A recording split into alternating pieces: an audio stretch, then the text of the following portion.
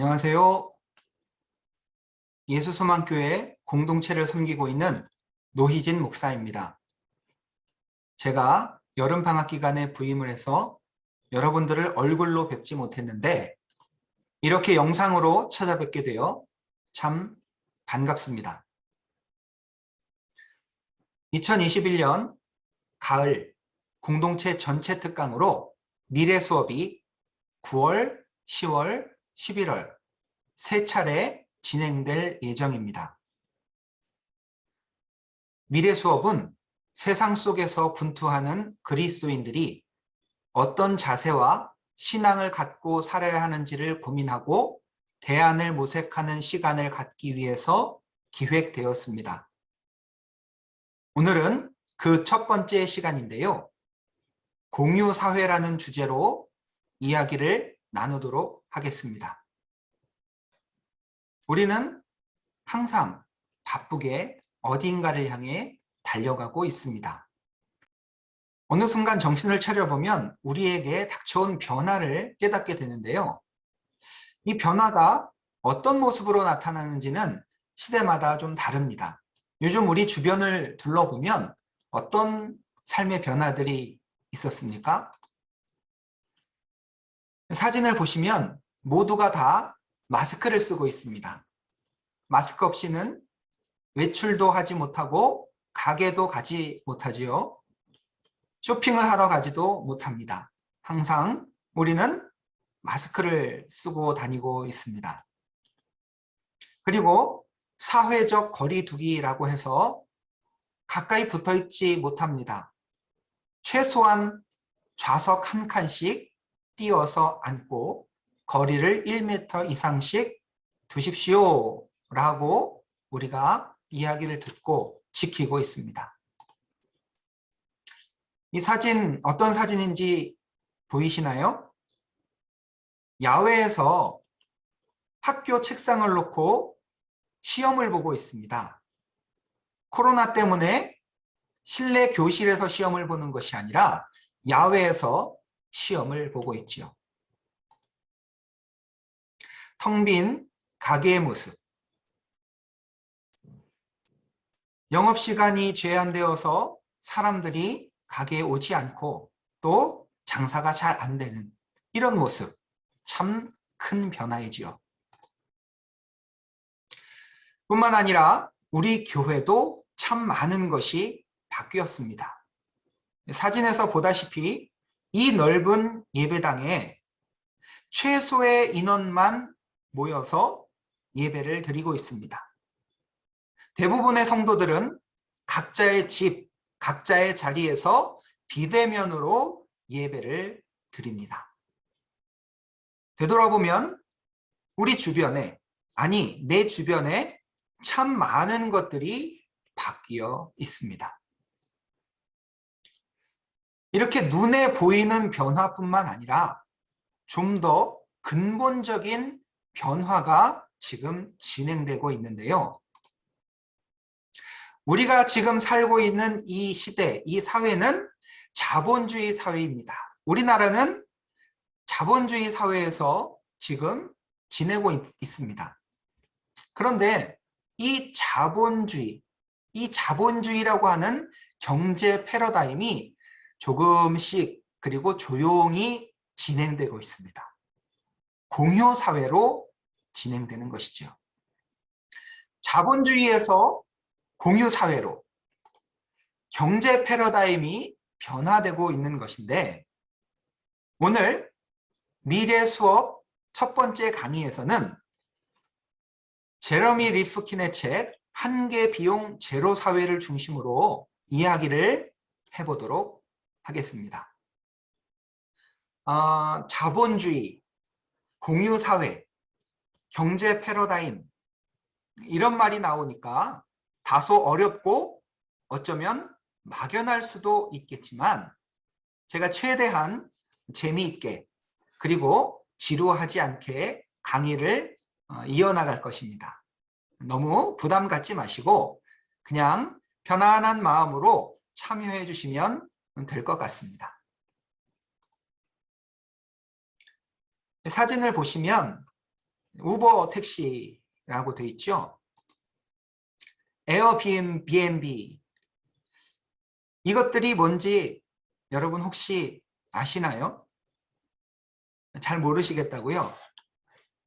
그러면 이거는 어떨까요? 다 아시겠죠? 카카오톡입니다. 그리고 이 사진 제가 출근하다가 찍은 사진인데요. 킥보드 맞습니다. 킥보드. 우버, 에어비앤비, 카톡, 킥보드 이런 것들을 하나로 표현할 수 있는 단어가 있습니다. 그게 뭐냐 하면 바로 공유입니다. 차를 같이 쓰고 킥보드를 같이 쓰고 집을 같이 쓰는 것입니다. 이렇게 공유해서 이익이 발생하는 것을 공유경제라고 하는데 공유경제에는 큰 문제점이 하나 있습니다. 그게 뭐냐? 공유해서 이익이 생기는데 그 이익이 잘 분배되는 것이 아니라 한 곳으로 집중이 되는 겁니다. 예를 들어 처음 이 사진 우버의 경우에는 노동은 운전기사들이 합니다. 하지만 그것 때문에 생긴 이익, 어려운 말로 가치 실현은 이 창업자와 아니면 골드만삭스와 같은 초기 투자한 사람들에게 그 이익, 가치 실현의 대부분이 돌아가고 있는 거예요. 차량, 택시라고 하는 것을 공유해서 이용하기는 하지만 그것 때문에 발생한 이익은 서로 공유하지 않는 것이죠. 그래서 어떤 학자는 이 공유 경제를 이렇게 평가했습니다. 다음 슬라이드에서 제가 한번 읽어보겠습니다. 공유 경제는 사용자들의 P2P 활동을 가능케 하여 협력과 분산을 지지하고 공유 정신을 표방하지만 그 뒷면에는 중앙 집권적으로 통제되는 경제 시스템의 성격을 띠고 있다.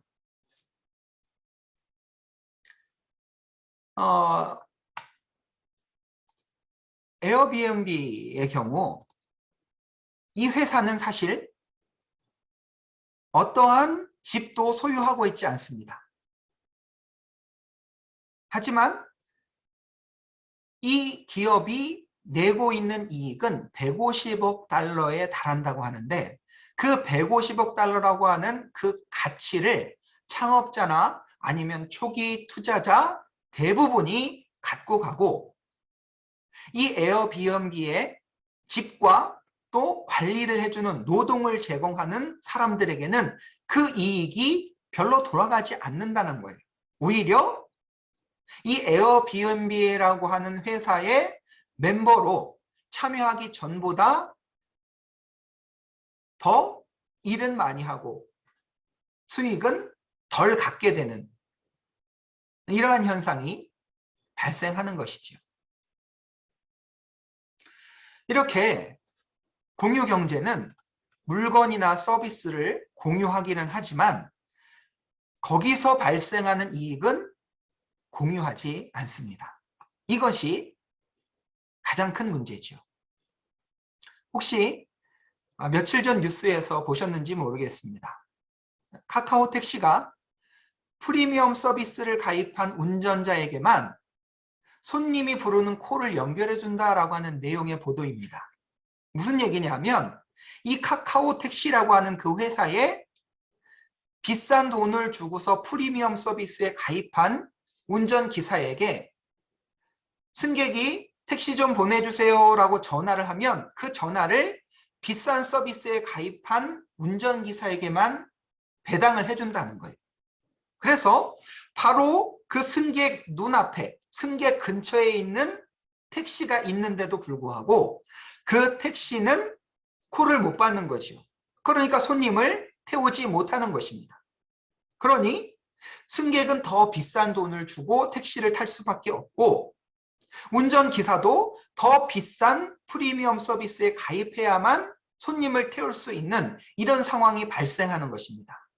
그래서 이익은 회사가 다 가져가고 운전기사는 별로 가져가지 못하고 승객도 불편함을 감수해야 하는 이런 상황이 발생한다는 것이죠.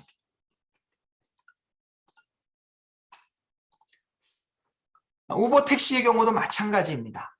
이 우버라고 하는 것, 그 우버 차량을 공유하긴 하지만 거기서 일하는 노동자들은 수익을 많이 가져가지 못합니다.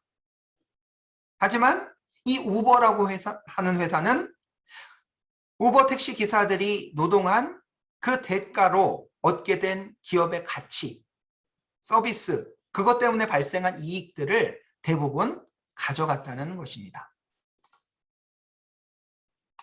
자산의 공유, 서비스의 공유는 일어나지만 그것 때문에 발생하는 이익, 그 이익은 나누어지지 못하고 독점되는 것입니다.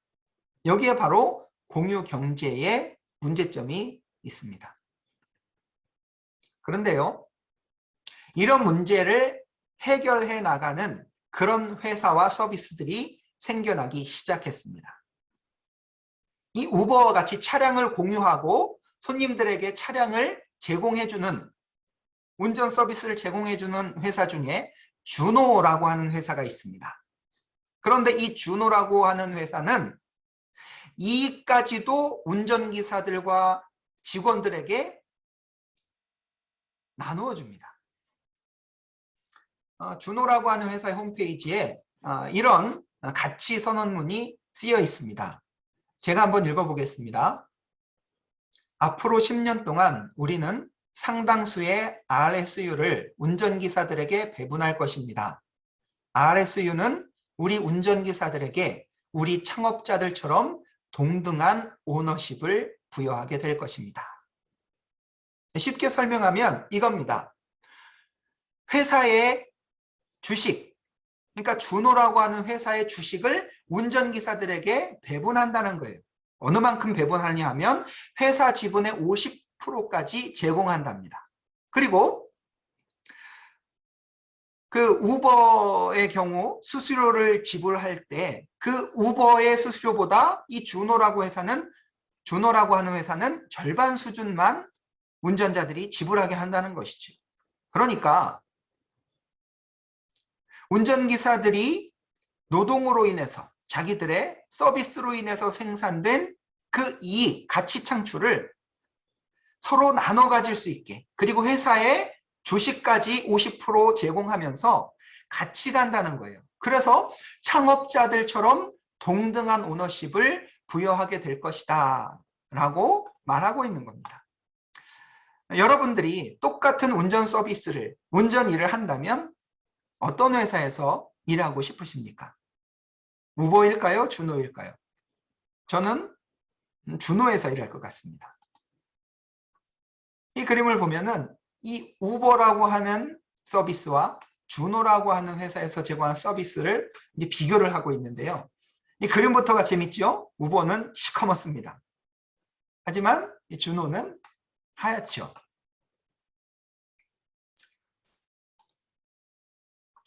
이 우버 서비스는 전 세계적으로 시행되고 있는데, 이 프랑스 같은 경우에서도 이 그 우버 서비스가 갖고 있는 이 문제 때문에 그 브리티시 캡이라고 하는 이 프랑스 회사가 이 주노와 비슷한 회사를 운영하고 있습니다. 노동을 제공해서 물건이나 서비스를 생산하게 되면 거기서 이익이 발생하지요. 그 이익까지도 서로 공유할 수 있는 사회, 그것이 바로 공유사회입니다. 여기서 조금 구분을 확실히 할 필요가 있습니다. 공유경제와 공유사회는 다른 것입니다. 공유라고 하는 가치를 제대로 실현하지 않고 공유로 인해서 발생하는 이익, 이윤을, 가치 창출을 창업자나 일부 초기 투자자들, 그런 사람들이 가져가는 것은 공유 경제입니다. 그러나 공유 사회는 이익까지도 같이 나누는 그런 사회를 가리키는 것입니다. 이 공유 사회가 되면 참 많은 것들을 무료로 이용할 수 있는데요. 물건이나 서비스를 무료로 이용할 수 있다라고 하면 어떤 분들은 아주 좋아할 것이고 어떤 분들은 의심의 눈초리로 아마 쳐다볼 것입니다. 하지만 우리는 이미 많은 것들을 무료로 누리고 있습니다. 한번 예를 들어 볼까요? 이거 뭔지 아시죠? 예, 카카오톡입니다. 예전에는 우리가 문자 하나를 보내려고 하면 건당 40원 아니면 20원 이렇게 돈을 내고 문자를 주고받았습니다. 하지만 지금은 어떻습니까? 이렇게 많이 문자를 주고받아도 무료입니다. 돈을 내지 않지요. 문자뿐만 아니라 사진이나 동영상도 무료로 주고받을 수 있습니다. 그리고 이거 다들 아시지요? 예, 맞습니다. 유튜브입니다. 우리는 이 유튜브를 통해서 재미있는 영상, 유익한 영상, 정보, 뉴스들을 무료로 시청할 수 있습니다. 이 화면이 뭔지 여러분 아시겠습니까? 아마 자녀들을 두신 성도님들이라면 대번에 알 수 있을 겁니다. 이 화면은 줌이라고 하는 어플리케이션을 통해서 우리 아이들이, 학생들이 수업을 받는 내용이지요. 무료로 줌이라고 하는 서비스를 이용해서 원격 수업을 하고 있는 겁니다. 사실 저도 이 줌 때문에 참 많이 힘듭니다. 이 줌이라고 하는 그 원격 교육 이 어플리케이션이 나와서 아이들이 학교를 가지 않고 집에서 수업을 받는 거예요. 그러면 각자 한 명씩 다 방에 들어가서 이 컴퓨터나 아이패드 같은 그 태블릿을 틀어놓고 이 수업을 받는 거죠. 아이들이 학교 안 가니까 참 힘듭니다.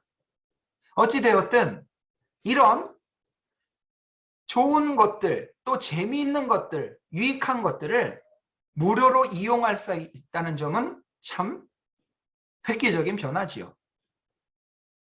그러면 어떻게 이렇게 좋은 것들을, 재미있는 것들, 유익한 것들을 우리는 지금 무료로 이용할 수 있을까요?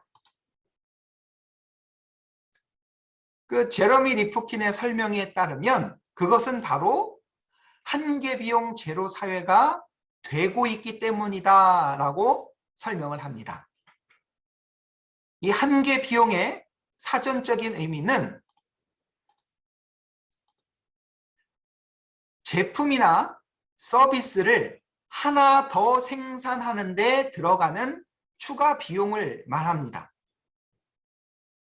예를 들면 여기 볼펜이 하나 있지요.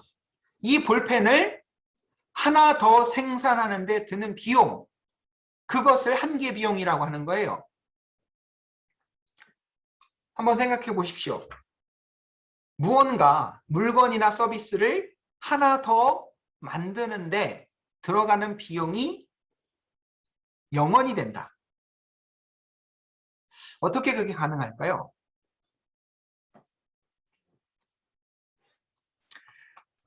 여러분들 이 사진 뭔지 아시겠지요?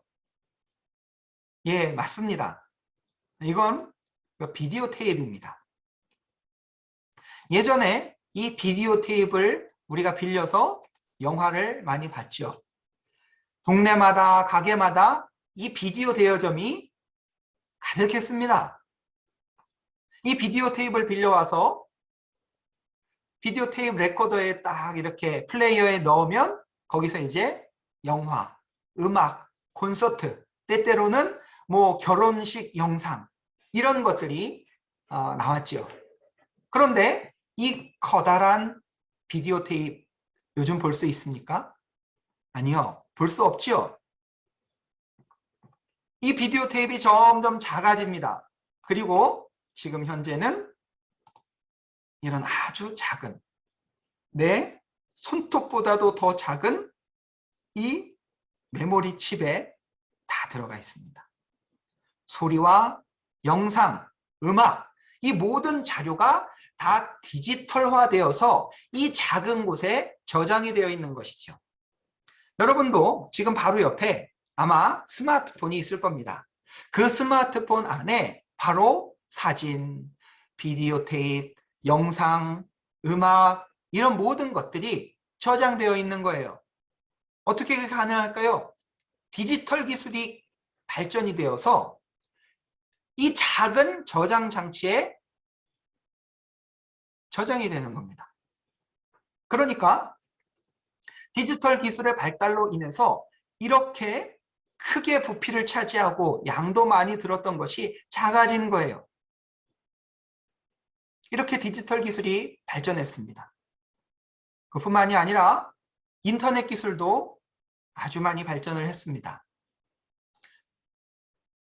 옛날에는 책을 빌려보거나 공부를 하려면 이런 도서관을 찾아갔습니다. 도서관에 가서 책을 찾고 사서에게 대출증을 쓰고 그리고 도서를 빌려왔습니다. 하지만 요즘은 이런 도서관보다는 이렇게 전자도서관에서 내가 있는 그곳에서 스마트폰만 있으면, 컴퓨터만 있으면, 태블릿 PC만 있으면 원하는 도서를, 원하는 책을 검색해서 바로 다운받아서 볼 수 있습니다. 인터넷 기술이 발전했기 때문에 저 멀리 있는 자료를 나 있는 곳으로 끌어다가 다운로드 받아서 사용할 수 있는 거예요. 이 사진 어디 사진인지 아시겠습니까? 예, 맞습니다. 여기는 은행입니다. 우리가 은행에서 돈을 찾으려고 하면 직접 은행에 가서 은행 직원을 만나서 돈을 찾겠다고 하는 용지를 쓰고 아니면 카드나 통장을 주고 그리고 돈을 찾습니다. 대출을 받습니다. 이렇게 은행 업무를 처리하려고 하면 은행이라고 하는 곳에 가서 길게 대기를 했다가 내 차례가 되면 이제 업무를 복원했습니다. 하지만 요즘은 이런 은행이 점점 줄어들고 있지요. 왜 그렇습니까? 이 인터넷 기술의 발달로 인해서 핸드폰이나 컴퓨터로 이 인터넷 뱅킹이나 스마트폰 뱅킹으로 내가 있는 그 자리에서 은행에 가지 않고도 그 모든 업무를 다 처리할 수 있게 되었습니다. 이 사진, 주민센터 사진입니다. 우리가 주민등록 등본이나 초본 아니면 건물 대장, 토지 대장 이런 것들을 확인해 보려고 하면 예전에 모두 이 주민센터에 가야만 했지요. 하지만 요즘은 이런 일들도 다 인터넷이나 모바일로 가능합니다. 주민등록 등본을 띄는데 돈이 안 들어요. 무료로 뗄 수 있습니다. 이렇게 인터넷 기술이 발전했습니다. 2016년 우리나라가 참 떠들썩한 사건이 있었는데요. 여러분 이 사진을 보시면 바로 기억나실 겁니다. 이세돌과 알파고라고 하는 컴퓨터, AI 기술로 탄생한 인공지능이죠. 컴퓨터 인터넷 기술이죠. 컴퓨터가 인간에게 이길 수 없다라고 하는 분야가 바로 바둑이었습니다. 그런데 이 바둑에서조차 AI, 컴퓨터가 이세돌 구단을 이기지요. 아마 제가 기억하기로는 4번 지고 1번 겨우 이겼던 것 같습니다. 이렇게 AI 기술의 발전과 또 사물 인터넷 기술, IoT라고 하는데요. 이 사물 인터넷 기술의 발달로 인해서 지금은 사람이 뭔가를 조작하지 않아도 스스로 알아서 움직이고 스스로 알아서 일을 처리하는 그런 기술들이 점점 많아지고 있습니다. 여러분, 여기 편안하게 앉아있는 이 사람이 보이시지요? 자동차 운전석에 앉아 있습니다. 그런데 운전을 하지 않아요. 자율주행차입니다. 사물 인터넷 기술이 있기 때문에 바로 이 자동차를 운전자가 직접 운전하지 않고 스스로 운전하는 거예요. 그것이 바로 자율주행입니다. 여러분, 얼마나 세상이 많이 변하고 있고 빨리 변하고 있는지 모릅니다. 이런 디지털 기술, 인터넷 기술, AI 기술, 사물 인터넷 기술, 이런 기술들이 발전하면서 우리의 생활, 우리의 삶은 참 많은 변화 속에 살고 있습니다. 요약해보면 이렇습니다. 지금 우리는 자본주의라고 하는 체제 속에서, 패러다임 속에서 살고 있습니다. 그런데 이제 사회는 점점 공유사회로 변모해 가고 있습니다. 여러 기술들이 발전하면서 우리의 생활, 우리의 삶에는 예전에 경제로만 모든 것을 판단했던, 경제로만 결정했던 이 패러다임이 바뀌어지는 거예요. 이윤이라고 하는 그 패러다임에서 바뀌어가는 것이죠. 예전에는 무언가를 소유하는 소유 가치가 컸습니다. 하지만 이제 미래 사회, 공유 사회에서는 소유 가치는 점점 줄어듭니다. 그리고 어떤 가치가 늘어나느냐? 사용 가치가 늘어납니다.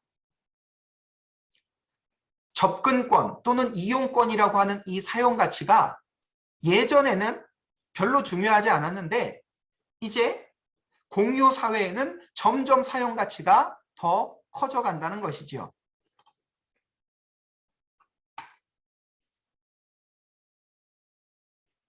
우리에게 성큼 다가온 이 공유 사회에 대해서 이 제레미 리프킨은 이렇게 이야기를 합니다. 이 공유 사회라고 하는 것은 세계에서 가장 오래된 형태의 제도화된 민주적 관리 방식이다. 좀 어려운 말이죠?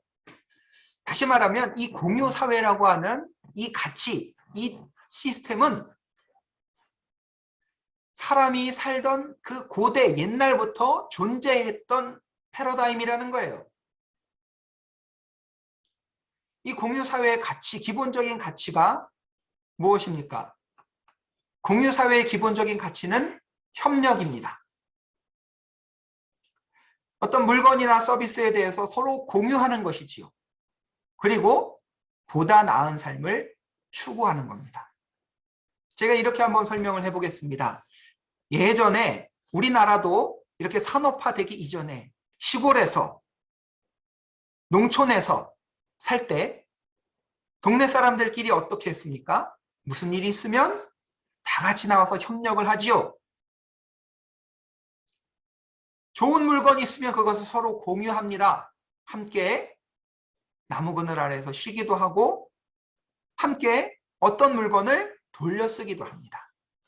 그리고 이렇게 협력과 공유라고 하는 것은 그 공동체 안에 보다 나은 삶을 추구하는 하나의 방식이었습니다. 그런데 이 산업화를 통해서 자본주의화된 요즘 사회는 이 협력과 공유가 이익이라고 하는, 이윤이라고 하는 가치에 다 묻혀버려서 이윤을 추구할 수만 있다면 협력이나 공유가 무시되는 일이 많이 발생하게 되었지요. 그래서 보다 나은 삶을 추구하지 못하고 일부에게만 중앙 집권적으로 그리고 독점적으로 이윤이 돌아가는 그런 폐해를 겪어왔습니다. 하지만 이제 세상은 이 발전된 여러 가지 기술들을 통해서 예전에 추구했던 가치인 협력과 공유 그리고 보다 나은 삶을 이루어갈 수 있게 되었다라고 말하는 것이 바로 제레미 리프킨의 공유사회라는 것입니다. 이 공유사회를 영어로 collaborative common이라고 말합니다. 이 collaborative라고 하는 이 말 어디서 좀 들어본 것 같지 않습니까? 이 단어는 우리가 보통 가수들끼리 서로 협업해서 아주 좋은 무대를 만들어낼 때 콜라보라는 표현을 쓰지요. 그때 들어봤을 겁니다. 그래서 뭔가 서로 협력해서 서로 힘을 합치고 뭔가 재능을 공유해서 더 좋은 것들을 만들어낼 때 이 콜라보라고 하는 말을 씁니다.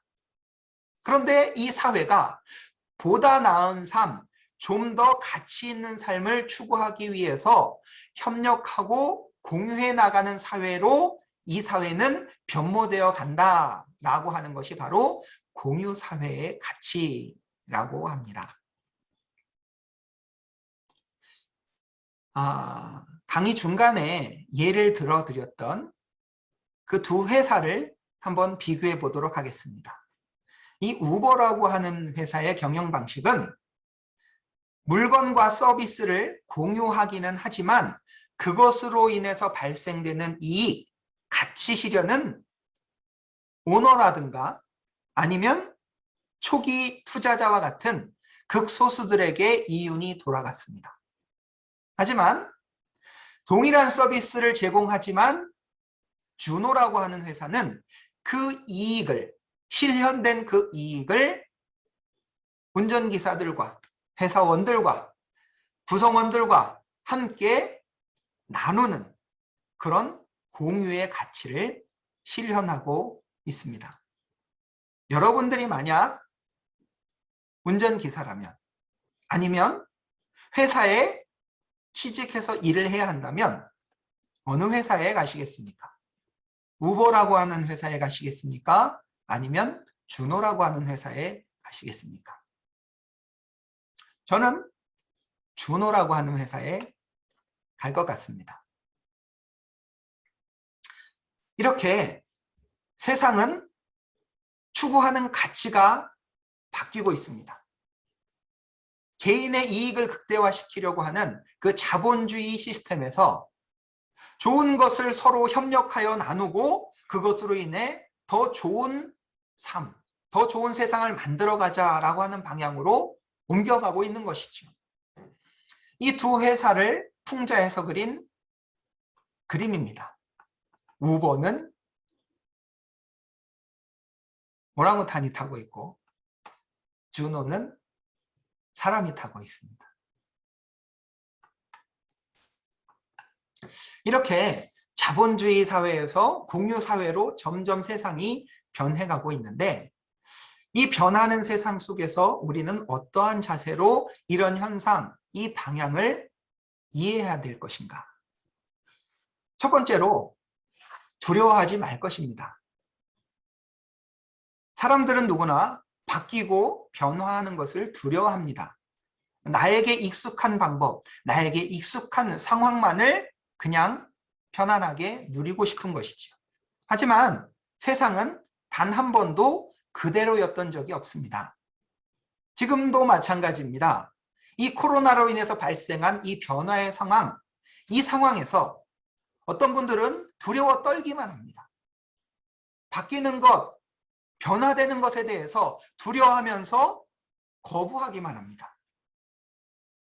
하지만 이 변화되는 것에 대해서 우리는 두려워하지 말아야 합니다.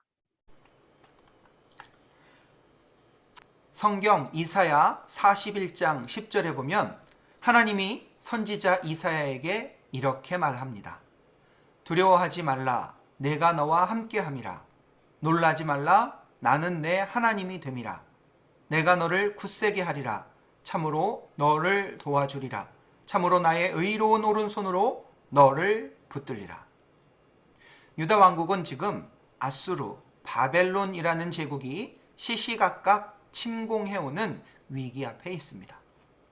그런데 그 변화 앞에서 선지자 이사야와 백성들은 굉장히 두려워했습니다.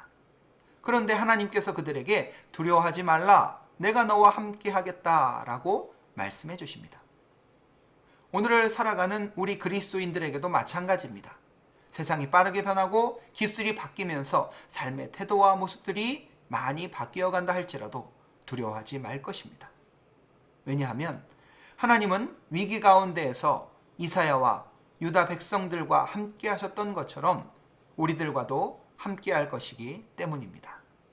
두려워하는 마음이 있으면 그 어떤 변화도 이루어낼 수 없습니다. 하지만 두려워하지 않고 하나님을 바라보는 사람은 든든하게, 담대하게 그 변화에 대응할 수 있습니다. 두 번째로, 변화의 원인과 방향을 이해해야 합니다.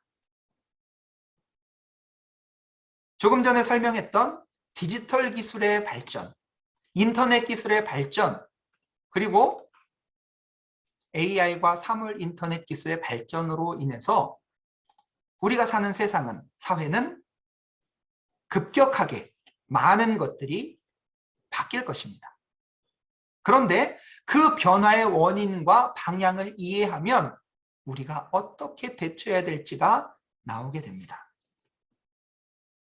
왜 이게 이렇게 변화하게 되었는지, 왜 이런 일들이 생기는지를 이해하지 못하고 앞으로 어느 쪽으로, 어느 방향으로 가게 될지를 알지 못하면 무턱대고 변화와 바뀌는 것에 대해서 반대하고 거부하게 되지요. 제가 한국교회에 참 재미있는 일화 하나 이야기를 해드리겠습니다.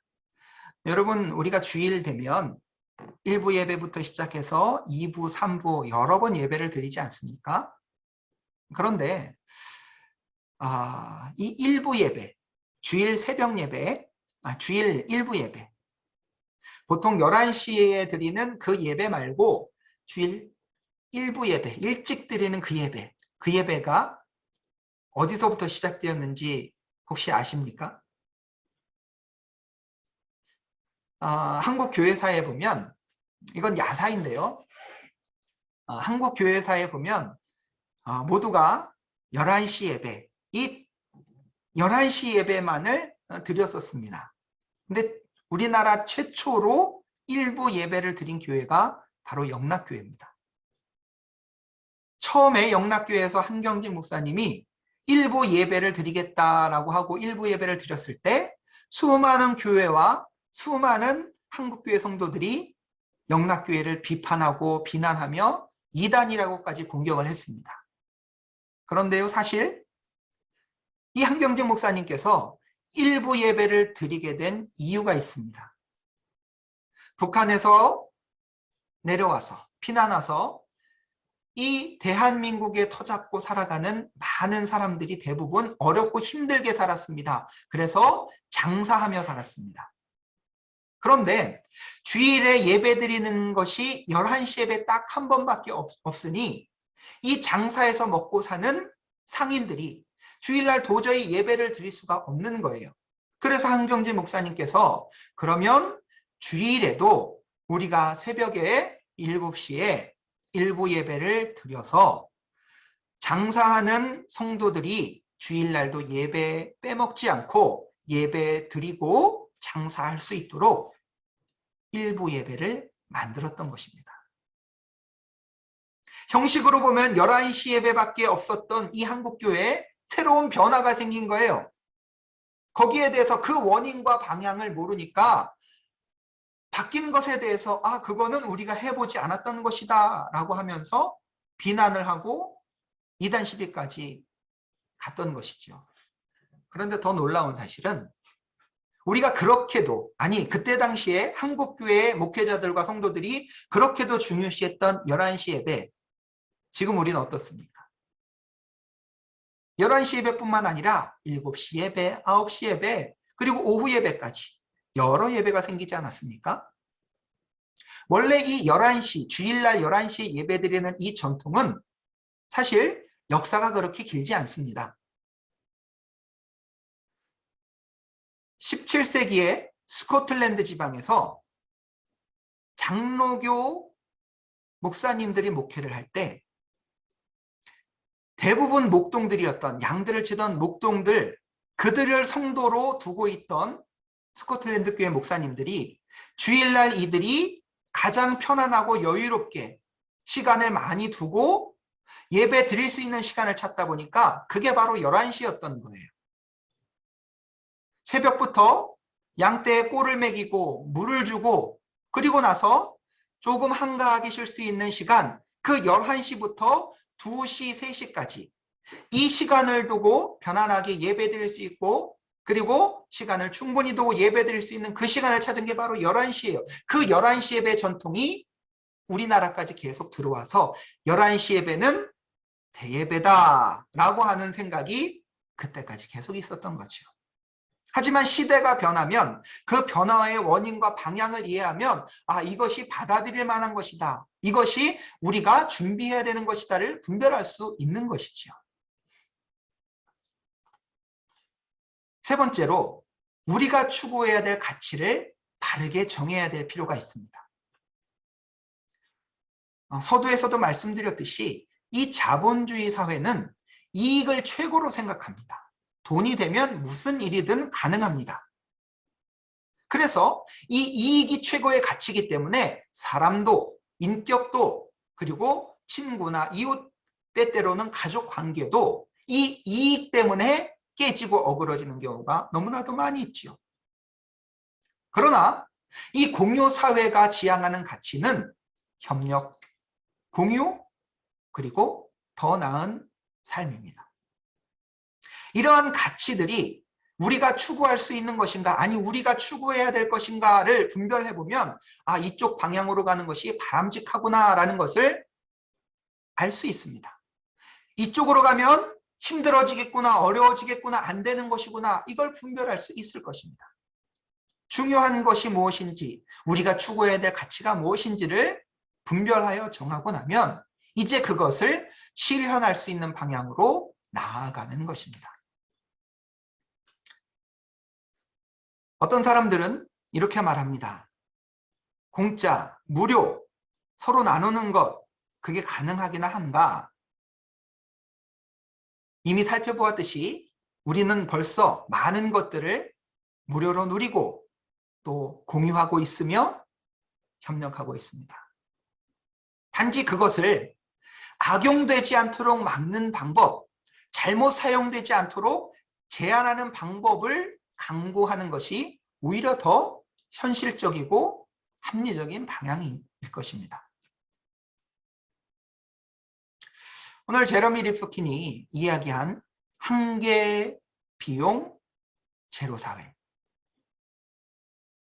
경제 현상 그리고 경제 현상이 새로운 가치로 변화된다라고 하는 측면에서 주로 이야기를 나누는데 사실 이 공유 사회라고 하는 것은 그 추구하는 가치에 있어서 조금 더 본질적이고 성경적인 가치들을 담고 있습니다. 기술이 발전하는 이 상황에서 그 기술이 악용되지 않고 선용될 수 있도록 준비하는 것, 그것이 바로 오늘 살아가는 그리스도인들, 우리들의 자세가 아닐까 합니다. 예, 여기까지 미래 수업 1강 공유사회에 대해서 이야기를 마치도록 하겠습니다. 계속해서 다음 달 15일 둘째 주 목요일입니다. 금요일이죠. 둘째 주 금요일 우리 두 번째 강의 스마트 시티에 대한 이야기로 여러분들을 찾아가기로 하고요. 오늘 강의 여기서 마치겠습니다. 오랜 시간 함께 해주셔서 감사합니다.